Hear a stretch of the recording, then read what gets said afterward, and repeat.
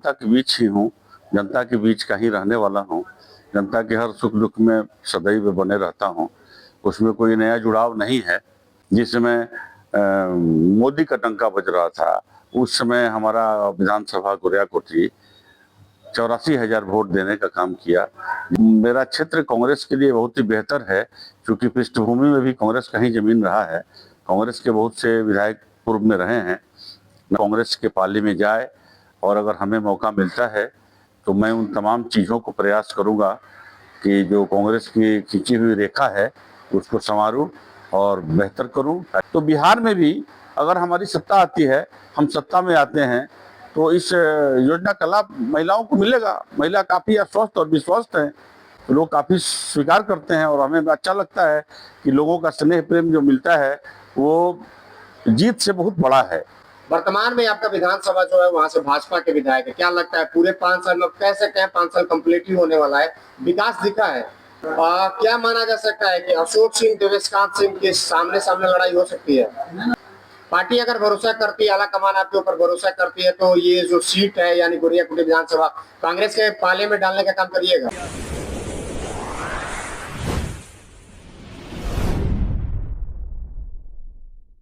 हमारे साथ कांग्रेस के सीनियर लीडर और गोरियाकोटी विधानसभा से प्रबल दावेदार अशोक सिंह जी हैं, जो कि पूर्व में यानी कि 2000 सन से लगातार जो पंचायत है उसकी जनसेवा कर रहे हैं, जनप्रतिनिधि के रूप में कार्य कर रहे हैं और आज यहाँ पे कांग्रेस के प्रबल दावेदार के रूप में गोरियाकोटी विधानसभा से अपनी जो झंडा तोलन हो, महिला संवाद हो, माई महिमान योजना हो, हर कार्यक्रम को सफलतापूर्वक कर रहे हैं। आइए जानते हैं, जानने का प्रयास करते हैं कांग्रेस की क्या स्थिति रहेगी, अगर टिकट मिलता है तो अशोक सिंह की क्या स्थिति रहेगी, तमाम बिंदुओं पे जानने का प्रयास करेंगे। सबसे पहले स्वागत है अशोक जी आपका हमारे चैनल में। आपका भी और आपके दर्शकों का भी हृदय से स्वागत है, आभार है।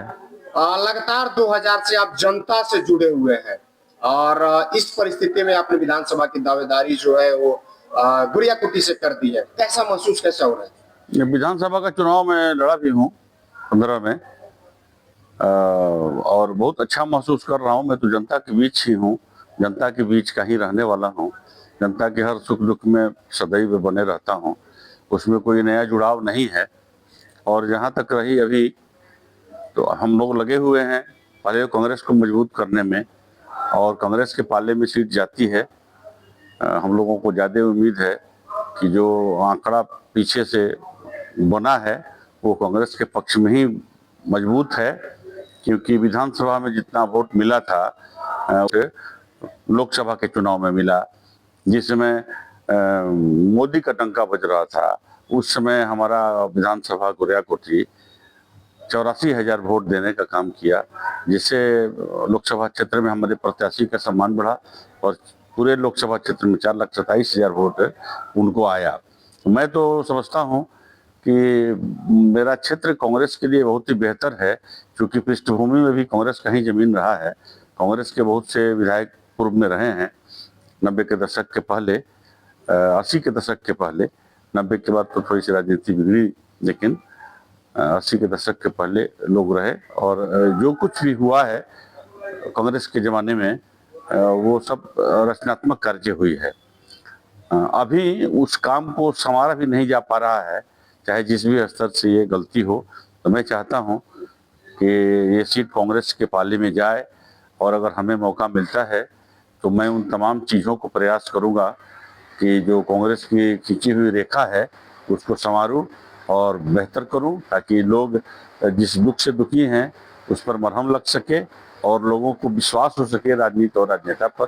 आप लोग एक योजना पार्टी जो है, आपके नेता राहुल गांधी एक योजना चला रहे हैं, माई क्या प्रभाव देखने को जब आप लोग जमीन पे जाते हैं, जनता के बीच जाते हैं, महिलाओं के बीच जाते हैं, तो क्या मैसेज, क्या जनता क्या कह रही है? देखिए, वास्तविकता तो ये है कि जब हम लोग संपर्क करते हैं या वास्तव में माई बहन मान योजना के तहत हम लोग जब लोगों से मिलते जुलते हैं तो बहुत अच्छा लगता है और लोग बड़ा स्वीकारता है इसको, क्योंकि लोगों को ये विश्वास है कि कांग्रेस ने जब इस तरह की योजना लाया है या कांग्रेस लाई है, तो अन्य प्रांतों में जहां कांग्रेस की सरकार है वहां महिलाओं को मान का लाभ मिल रहा है, ये योजना का लाभ मिल रहा है। तो बिहार में भी अगर हमारी सत्ता आती है, हम सत्ता में आते हैं, तो इस योजना का लाभ महिलाओं को मिलेगा। महिला काफी आश्वस्त और विश्वस्त है। आने वाला समय में जिस तरह से आपकी दावेदारी, आप लगातार जनता के बीच जा रहे हैं, संपर्क कर रहे हैं, क्या जनता क्या कह रही है? और जिस तरह से अभी टिकट का कोई बंटवारा नहीं है, सीट का भी बंटवारा नहीं है, तो ऐसी स्थिति में क्या लगता है आपको? जो जनता द्वारा अंदाज अनुमान लगाया जाना चाहिए वो जनता लगा रही है। जनता का ये आश्वासन है कि कांग्रेस के पाले में अगर सीट जाती है या आप प्रत्याशी होते हैं तो जीत की चिंता तो आपको करनी ही नहीं है, क्योंकि आपने कोई नया क्षेत्र नहीं देखना है और नया लोगों से नहीं मिलना है। आपके सब कुछ जाने पहचाने हैं, तो लोग काफ़ी स्वीकार करते हैं और हमें अच्छा लगता है कि लोगों का स्नेह प्रेम जो मिलता है वो जीत से बहुत बड़ा है। वर्तमान में आपका विधानसभा जो है वहां से भाजपा के विधायक है, क्या लगता है पूरे 5 साल में, कह सकते हैं 5 साल कंप्लीट ही होने वाला है, विकास दिखा है? विकास का अलग अलग विषय है। सड़कें बन जाना और कुछ थोड़ा बहुत बिल्डिंग का काम हो जाना, ये कोई मतलब हमारे नज़र से विकास नहीं है। जो भी सरकार की योजनाएं हैं वो धरातल पर बिल्कुल ही बीमारू रूप से लागू हैं और सभी रो रही हैं अपने स्वरूप पर। तो मैं यही आश्वस्त करता हूं लोगों को कि अगर मौका मिलेगा तो उन तमाम चीज़ों को बीमारू स्थिति से निकाल के बाहर और लोगों की सेवा की जाएगी। क्या माना जा सकता है कि अशोक सिंह देवेशकांत सिंह के सामने सामने लड़ाई हो सकती है? लड़ाई अगर सिंबल मिलता है और हम प्रत्याशी होते हैं तब अगर क्षेत्र में आप घूमेंगे तो स्वयं पता चलेगा कि लड़ाई क्या रहेगी और नहीं रहेगी।